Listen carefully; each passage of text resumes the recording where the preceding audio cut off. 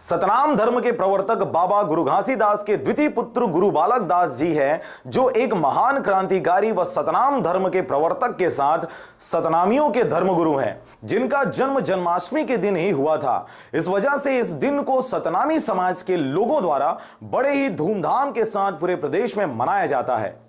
इसी कड़ी में मुंगेली के अनुसूचित जाति छात्रावास के छात्रों द्वारा गुरु बालक दास की 217वीं जयंती मनाया गया। वह छात्रावास से गुरु बालक दास जी की भव्य शोभा यात्रा निकाल पूरे नगर में घुमाया गया।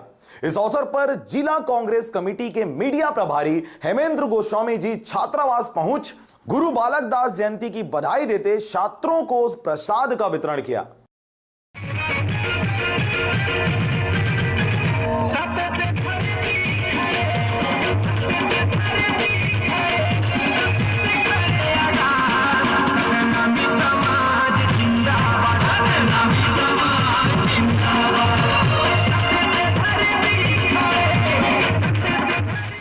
छात्रावास से गुरु बालक दास की जयंती शोभा यात्रा निकाला गया। शहर में जगह जगह स्वागत भी किया गया और जन्म दिवस का केक काट के मनाया गया। आज हमारे बलिदानी राजा गुरु बालक दास जी का जयंती जन्मोत्सव के अवसर पे कार्यक्रम रखा गया था हमारे छात्रावास के सभी छात्रों के द्वारा, और उसके पश्चात हम नगर भ्रमण किए, शोभा यात्रा निकाले गुरु बालक दास जी का।